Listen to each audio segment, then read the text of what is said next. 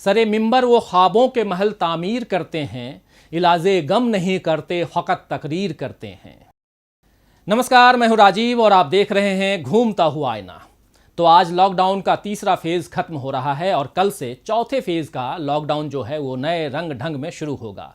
नए रंग ढंग की बात मैं नहीं कर रहा हूं, बल्कि ऐसा हमारे प्रधानमंत्री ने कहा है। उन्होंने अगले लॉकडाउन को अनूठा भी कहा है।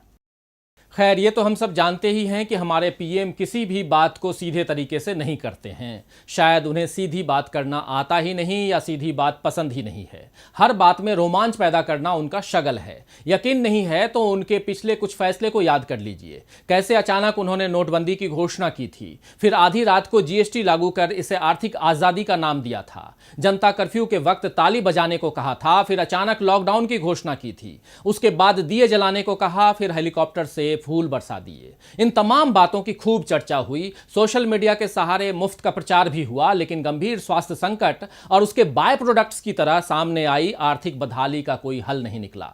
शायद मोदी जी की दिलचस्पी मुसीबत का समाधान ढूंढने और लोगों को राहत पहुंचाने में है भी नहीं।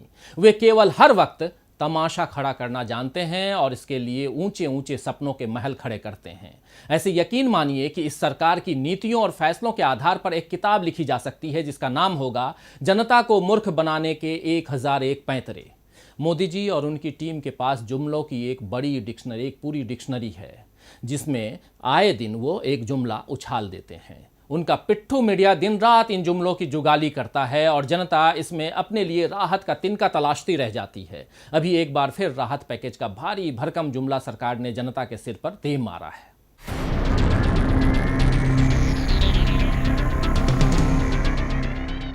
12 मई को रात 8 बजे मोदी जी एक बार फिर देश से मुखातिब हुए। उनके 8 बजे राष्ट्र के नाम होने वाले संबोधन की खबर पहले से ही प्रसारित कर दी गई थी और तब से ये अनुमान लगाया जा रहा था कि वे लॉकडाउन और राहत पैकेज को लेकर कोई घोषणा कर सकते हैं, और ऐसा ही हुआ भी। 20 मिनट तक इधर उधर की बातें करने के बाद आखिरकार मोदी जी ने बताया कि भारत को आत्मनिर्भर बनाना है, और फिर उन्होंने 20 लाख करोड़ के पैकेज की घोषणा इस अंदाज में की मानो वे तुरंत देश में 135 करोड़ लोगों के हाथों में नकद रकम थमाने वाले हैं। लेकिन मोदी जी तो केवल तमाशा दिखाने में माहिर हैं, इसीलिए राहत की डुगडुगी उन्होंने बजा दी ताकि जनता फिर सरकार की ओर उम्मीदों से देखने लगे। भारत को कैसे आत्मनिर्भर बनाएंगे, प्रवासी मजदूरों का क्या होगा, अर्थव्यवस्था कैसे खुलेगी और रफ्तार पकड़ेगी, देश में हालात कब तक ठीक होंगे, इन सब के बारे में उन्होंने कुछ नहीं कहा। यानी काम की एक बात भी नहीं की और इधर उधर की हाँकते रहे मानो उनके पास गप्पे मारने की बहुत फुर्सत है। इस बात का सोशल मीडिया में खूब मजाक भी बना कि एक वाक्य के सवाल के लिए 10 वाक्यों का जवाब कैसे लिखा जाए, ये कोई मोदी जी से सीखे। वैसे केवल अच्छे अंकों से पास होने के लिए परीक्षा देने वाले विद्यार्थी मोदी जी से ये भी सीख सकते हैं कि 2-3 उत्तरों को मिलाकर एक नया उत्तर कैसे लिखा जा सकता है। जैसे 20 लाख करोड़ की राहत पैकेज की बात करते हुए मोदी जी ने ये नहीं बताया कि इसमें प्रधानमंत्री गरीब कल्याण योजना के तहत घोषित 1,70,000 करोड़ रुपए का आर्थिक पैकेज और RBI द्वारा जारी तकरीबन 5,20,000 करोड़ रुपए का आर्थिक पैकेज भी शामिल है। यानी प्रधानमंत्री के द्वारा घोषित पैकेज असल में 12 लाख करोड़ रुपए का ही है, जिसे कितनी चतुराई से उन्होंने 20 लाख करोड़ रुपए का बता दिया है। तो 20 लाख करोड़ में कितने शून्य होते हैं, जीरो होते हैं, ये एक आम आदमी एक बार में बता भी नहीं सकता है। इसलिए सरकार ने उसे शून्य की गिनती में उलझा दिया है और अब टीवी धारावाहिक की तरह वित्त मंत्री निर्मला सीतारमण 20 लाख करोड़ की अलग अलग किश्तों का ब्यौरा लेकर रोजाना हाजिर हो रही हैं। कमाल की बात है ना कि सरकार को इस मुसीबत में भी मस्खरी सूझ रही है। अरे भाई, किसे कितनी राहत देनी है, क्या इसका खुलासा एक बार में नहीं किया जा सकता? क्यों इसके लिए रोज प्रेस कॉन्फ्रेंस करनी पड़ रही है? क्या सरकार खुद हिसाब नहीं लगा पाई कि 20 लाख करोड़ में कितने शून्य हैं, या उसे पता ही नहीं है कि हिंदुस्तान में किस क्षेत्र को कितनी मदद चाहिए? अभी भी जिस तरह की घोषणाएं वित्त मंत्री कर रही हैं, उससे साफ नजर आ रहा है कि सरकार इस वक्त भारत की गरीब जनता की जरूरतों को समझ ही नहीं पाई है, या शायद उसकी नीयत मदद करने की जगह अपनी वाहवाही कराने की है। इसीलिए रोजाना वित्त मंत्री कैमरे के सामने आकर यह जतलाने की कोशिश कर रही हैं कि कैसे सरकार हजारों करोड़ का दान कर रही है। 12 मई को सरकारी सीरियल राहत पैकेज का प्रोमो पीएम मोदी ने जारी किया और 13 मई से उसके नए नए एपिसोड्स के साथ वित्त मंत्री निर्मला सीतारमण हाजिर होने लगीं। पहले उन्होंने एमएसएमई के लिए बड़ी घोषणाएं की, फिर प्रवासी मजदूरों और खोमचे वालों के लिए, फिर किसानों और मत्स्य पालन, पशुपालन, डेयरी आदि के लिए। इन एपिसोड्स के बलबूते बहुत से लोग फिर से नई जिंदगी की आशा बांध सकते हैं, लेकिन इसका विश्लेषण किया जाए तो पता चलेगा कि सरकार ने पुराने माल को नए पैकेज में पेश करने के अलावा और कुछ नहीं किया है। जैसे 45 लाख एमएसएमई कंपनियों को 3 लाख करोड़ रुपए के कोलेटरल फ्री कर्ज की बात राहत पैकेज में कही गई है, लेकिन एमएसएमई मंत्री नितिन गडकरी का कहना है कि सरकार और सार्वजनिक क्षेत्र की कंपनियों पर एमएसएमई का 5 लाख करोड़ रुपए का बकाया है। ऐसे में कायदे से तो एमएसएमई का कर्ज भुगतान करना चाहिए। अगर उसे अपने ही 5 लाख करोड़ रुपए वापस मिल जाएंगे तो फिर कर्ज लेने की नौबत ही नहीं आएगी। लेकिन सरकार शायद अपना महत्व दिखाना चाहती है, इसीलिए एमएसएमई को कर्ज देने की बात कह रही है। पूर्व वित्त मंत्री पी चिदम्बरम ने सही सवाल उठाया है कि इसमें कर्ज देने वाला कौन है और लेने वाला कौन। इसी तरह वित्त मंत्री ने प्रवासी मजदूरों के लिए अगले 2 महीने तक मुफ्त राशन की घोषणा की और सबके लिए एक राशन कार्ड की व्यवस्था की बात कही। लेकिन खाद्य मंत्री रामविलास पासवान ने पिछले साल 29 जून को एक देश एक राशन कार्ड की बात कही थी। कांग्रेस सरकार में केंद्रीय मंत्री रहे जयराम रमेश ने सही कहा है कि ये रीपैकेजिंग और रीमार्केटिंग का बेहतरीन उदाहरण है। उन्होंने सवाल भी किया कि वित्त मंत्री जी, आप ये बताइए कि अगले 6 महीने में आप कितना अतिरिक्त नकद देने जा रही हैं।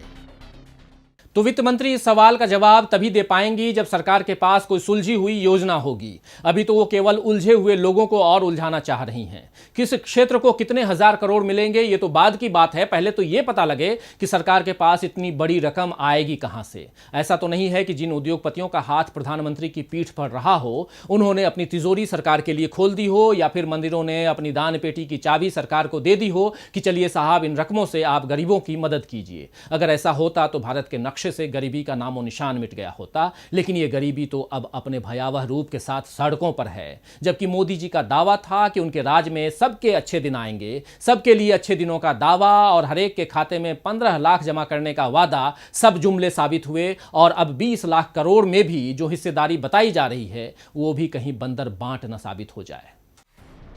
राहत पैकेज में गरीब तबके की हिस्सेदारी की घोषणा वैसी ही है जैसे सरकार ने इससे पहले बजट में की थी। तब भी गरीब लोगों के लिए बड़ी बड़ी योजनाएं थीं, लेकिन वे केवल कागजों में ही नजर आईं। हकीकत में अगर उतरती तो देश में गरीबी नाम की चील लाखों जिंदगियों पर मंडराती नहीं रहती। दरअसल मोदी जी बड़ी बड़ी बातें करने में माहिर हैं। ऐसे भी जुबानी जमा खर्च में आखिर किसी का क्या जाता है। इसीलिए 2014 के उनके चुनावी वादे अब जुमले साबित हो चुके हैं और भाजपा में कोई भूल कर भी विदेशों से काला धन वापस लाने की बात नहीं करता। मोदी जी ने कुछ और भी बड़ी घोषणाएं बीते सालों में की हैं। जैसे पिछले बिहार विधानसभा चुनाव के समय आरा में मोदी जी ने बड़ी शान से बिहार के विकास के लिए 1.25 लाख करोड़ रुपए के आर्थिक पैकेज देने की घोषणा की थी। इन 4-4.5 सालों में गंगा, कोसी और गंडक में खूब पानी बह गया, लेकिन बिहार के लोगों को उस पैकेज के नाम पर मिट्टी का एक ढेला भी नहीं मिला। अगर मिलता तो शायद हजारों मजदूरों को देश के दूसरे हिस्सों में जाकर रोजगार के लिए भटकना नहीं पड़ता। इसी तरह मोदी जी ने कश्मीर के शेर कश्मीर स्टेडियम में एक रैली को संबोधित करते हुए जम्मू और कश्मीर के सम्यक विकास के लिए 80,000 करोड़ रुपए का पैकेज घोषित किया था। अब कश्मीर के टुकड़े हो चुके हैं। अगस्त से वहां लगभग बंद जैसे हालात हैं और अर्थव्यवस्था भी बदहाल हो चुकी है।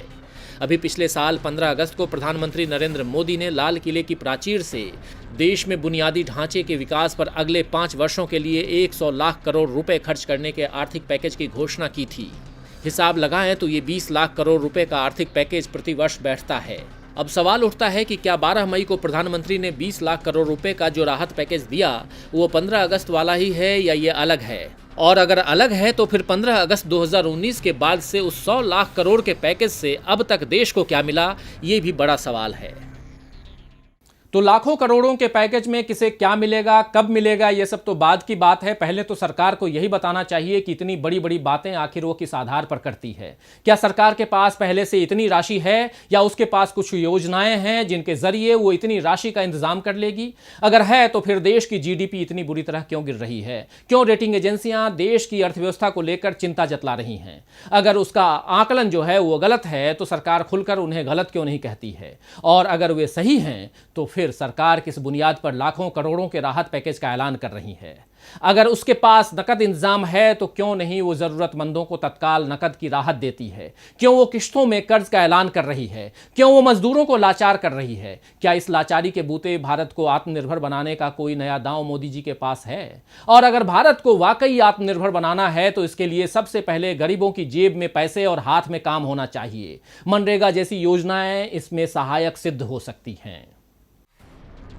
मनरेगा यूपीए सरकार के वक्त लाई गई योजना थी जिसने ग्रामीण भारत की अर्थव्यवस्था पर काफ़ी सकारात्मक प्रभाव डाला था।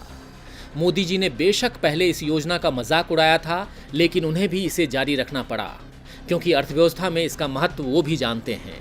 24 मार्च से 20 अप्रैल तक पहले लॉकडाउन में मनरेगा के तहत काम पर पाबंदी लगा दी गई थी, लेकिन 21 अप्रैल से दोबारा से मनरेगा में काम शुरू करने की छूट दे दी गई थी। हालांकि काम शुरू करने में कई व्यावहारिक दिक्कतें अब भी हैं, जैसे ग्राम सभा की बैठकें न होना और इस वजह से कामों को मंजूरी न मिलना, मास्क पहनना, सोशल डिस्टेंसिंग जैसे नियम जिनके कारण मजदूरों को इकट्ठा करने में दिक्कतें आ रही हैं, निर्माण कार्यों के लिए भी सामग्री का न मिलना और पुराना भुगतान बकाया रह जाना।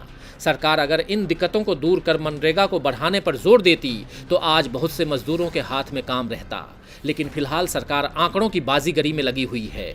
वित्त मंत्री निर्मला सीतारमण ने 20 लाख करोड़ की जो दूसरी किश्त पेश की है, उसमें दावा किया है कि 13 मई तक मनरेगा के तहत 14,62,000 लोगों को रोजाना काम दिया गया।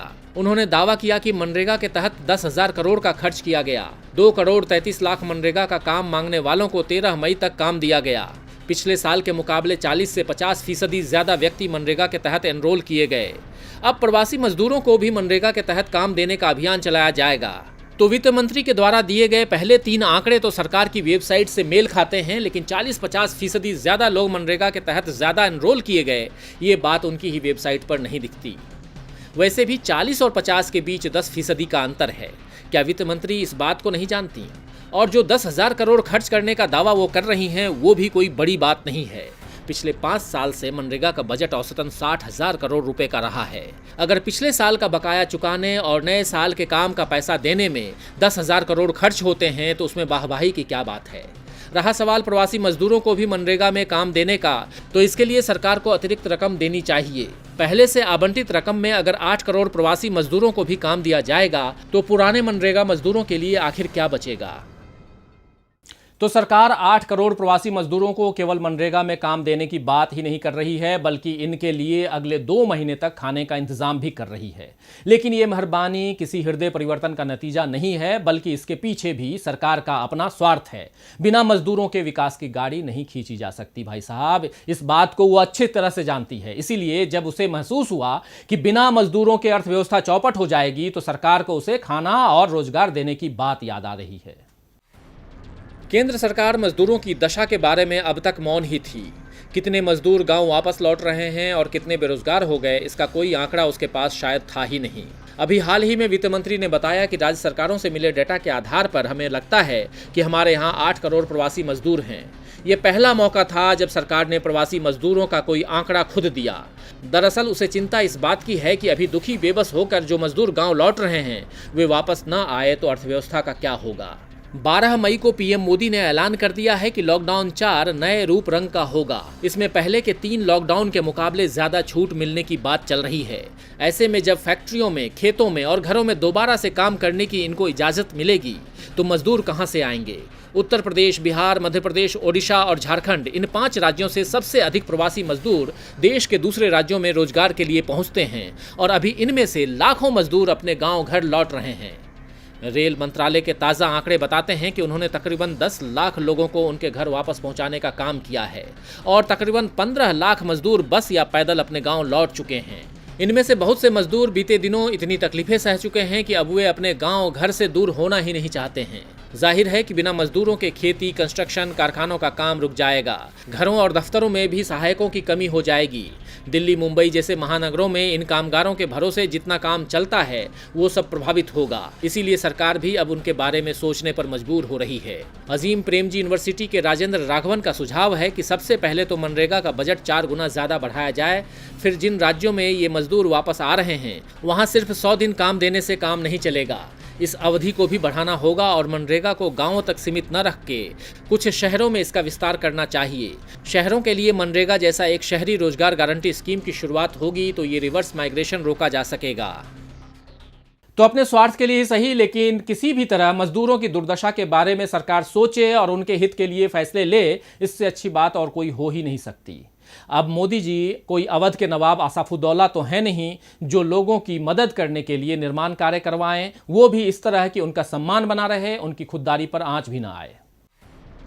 जिसे न दे मौला उसे दे आसाफुद्दौला, जी हाँ, अवध के नवाब के लिए बड़े अदब से ये बात कही जाती थी। दरअसल 1784 में अवध में भयंकर अकाल पड़ा था। इस अकाल में रईसों के पास भी पैसे खत्म हो गए थे। कहा जाता है कि नवाब आसफुद्दौला ने उस दौरान 20,000 से ज़्यादा लोगों को काम दिया, जिनमें आम लोग भी थे और रईस भी। नवाब ने बड़े इमाम बाड़े और रूमी दरवाजे को बनाने का काम शुरू करवाया। बताया जाता है कि दिन में आम लोग काम करते थे तो रात में रईस, ताकि पर्दा रहे, हर किसी को काम मिले और किसी के सम्मान पर आंच भी न आए। इन इमारतों को बनवाने में लाखों रुपए शाही खजाने से खर्च हुए। आज भी गरीबों के सामने हालात भूखों मरने की है, लेकिन मोदी जी असल की इमारत खड़ी करवाने की जगह आत्मनिर्भर भारत का सपना दिखा रहे हैं। जो बातें आज सरकार कर रही है, अगर वही योजनाएं अप्रैल में जनता के सामने पेश कर दी जाती तो लाखों लोगों को इस तरह मजबूर होकर सड़क पर निकलना नहीं पड़ता।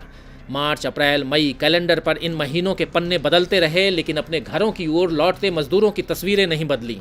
देश के तमाम राज्यों में राष्ट्रीय राजमार्गों पर गाड़ियां कम और लूटे पिटे दिखते इंसान अधिक नजर आ रहे हैं। तपती सड़क पर चलते कई मजदूरों की चप्पलें टूट चुकी हैं। किसी के कंधे पर बच्चा है तो किसी झुकी कमर पर भारी गठरी। कहीं बूढ़े माँ बाप डगमगाते हुए चल रहे हैं, कहीं सूटकेस पर निढाल बच्चा सरक रहा है। इन सब तस्वीरों को देखकर संवेदनशील समाज का दिल तो पसीज रहा है, लेकिन सरकार की आंखों पर तो मानो पट्टी बंधी हुई है। धृतराष्ट्र कुरुसभा में न्याय का दिखावा कर रहे हैं और जिंदगी की महाभारत में मजदूर रोज हार रहे हैं। औरंगाबाद से औरैया तक रोजाना दम तोड़ते मजदूर सरकार की नाकामी का कच्चा चिट्ठा खोल रहे हैं। उधर देश की सर्वोच्च अदालत कहती है कि वो लोगों को सड़क पर चलने से नहीं रोक सकती। चुनावी रैलियों में हम सब देखते हैं कि राजनीतिक दलों के कार्यकर्ता आनन फानन में सैकड़ों बसों, ट्रकों और लाखों फूड पैकेटों का इंतजाम कर लेते हैं, लेकिन इस वक्त कुछ एक अपवादों को छोड़कर सब अपने अपने घरों में सुरक्षित बैठे हैं और सोशल मीडिया पर राजनीति कर रहे हैं, सियासत कर रहे हैं। भारत के पास दुनिया का दूसरा सबसे बड़ा सड़क नेटवर्क है, लेकिन सड़कों के इस जाल पर विकास का गर्व नहीं बल्कि सरकार की बेदर्दी नजर आ रही है। लेकिन अगर सरकार की आंखों में पानी उतरे तो संवेदनहीनता का यह कलंक धुले। खैर, शायर अब्बास ताबिश ने ठीक ही कहा है कि पानी आंख में भरकर लाया जा सकता है, पानी आंख में भरकर लाया जा सकता है, अब भी जलता शहर बचाया जा सकता है। तो आज के लिए बस इतना ही। फिर मिलेंगे खबरों के नए आईने के साथ। तब तक देखते रहिए डीबी लाइव। नमस्कार।